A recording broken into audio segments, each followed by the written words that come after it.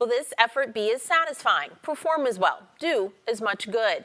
It's that last part that Mara Smith has doubled down on as she reached out to support business-minded women like herself who've been told no. She joins me now live as we start off Women's History Month by taking a look at how she's using her tequila brand, Inspiro, to uplift other women. Mara, good morning to you. Good morning. Nice to be here. I'm so glad you are.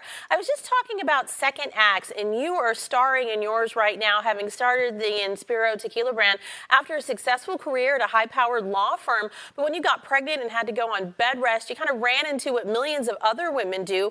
I can't work the way that I've been working and do what I want to do and need to do as a mother. So eventually, Inspiro was born. Yes. So, yeah, I had, a little bit of a gap in the resume, which many women have and find it very difficult to reenter the workforce after that. I think we still don't place the same kind of value on being a caregiver and then reentering the workforce. But yeah, so I knew I wanted to start my own company. And when I kept thinking about concepts, I kept coming back to tequila just because I've been a tequila drinker for years. It's been my clean spirit option Mm-hmm. um, of choice. And I really was searching for a brand that was additive free and had just a look, taste, aroma, and messaging that really appealed to me and thoughtful female consumers like me. And when I didn't find that, I just decided to create my own. Alrighty, so on this first day of March, we're celebrating the start of Women's History Month, and in founding your tequila brand, you were making a place for women, as you said, in an industry that's dominated by men. You've chosen to have a female distiller and to have women in other key positions throughout your company. What difference do you think that makes in the product itself? Customers at a bar, let's say, don't know the history behind Inspiro, they'll just know the taste. Yes. So I think, listen, the quality of the product has to be there first and foremost. So I think the brand story is really important and a big piece of it.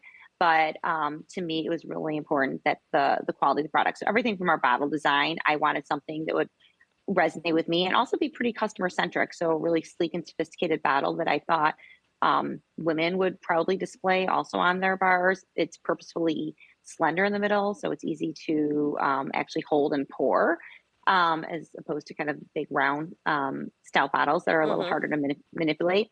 And then because I saw an opportunity to make an impact in an industry where there are not a lot of women, I wanted to bring an all female perspective. So that started with bringing on a female master distiller.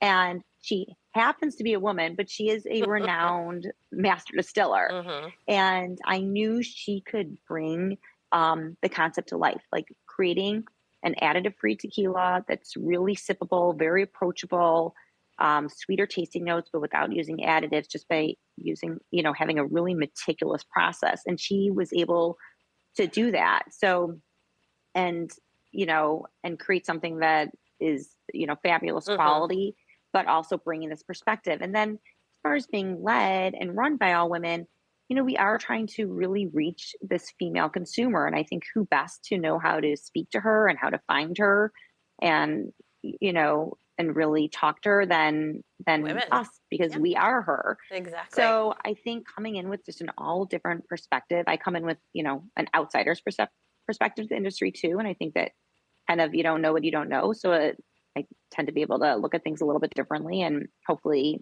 come up with some innovative ideas, Mm-hmm. but also just bringing different voices and right there's a large range of consumers and there's diversity in consumers and who's buying products and I think it's important to actually have that diversity represented on the shelves as well. Exactly. Now, you had a defining moment when you were 4, when there was a bright, shiny new purple bike in front of you, and everybody around you said, you can't ride it because it's too big for you, and you wouldn't take no for an answer, even falling down and kind of getting scraped up. But you made that situation work for you. You rode that bike, and now you have something called the Purple Bike Project as part of your company, and you've been helping to fund other women's dreams. Tell me a little bit about that.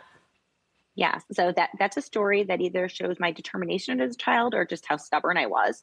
But yes, that I was determined to ride a much too large bicycle that I coveted. And really, I think it's twofold. I have been so fortunate. There have been so many women who have um, guided me on this journey. And I reach out and they provide feedback and guidance and we collaborate together. And I'm just so grateful that I really wanted a way for me to pay it forward as well. And the Purple Bicycle Project is just the name of the initiative for us that we give back by providing grants and mentoring. So we're small, we're new, we provide small grants, but just things that can help women get started. I know how hard it is to, if it's getting started in a totally new industry or re-entering the workforce. I think it helps them maybe and join networks of women Exactly. that I found super helpful and supportive. So if that funding can help them join networks. And then the part that is really hands-on for me is that one, I'm really active in all the grants we provide, that I'm Hmm. reviewing them and interviewing them and get to connect with all these amazing women. And then going forward, that I provide mentoring so that I, can share more learnings or resources or make introductions.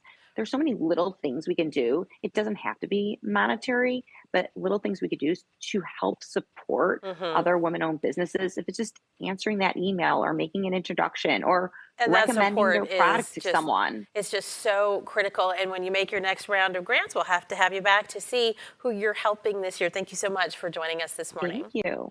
Thanks so much.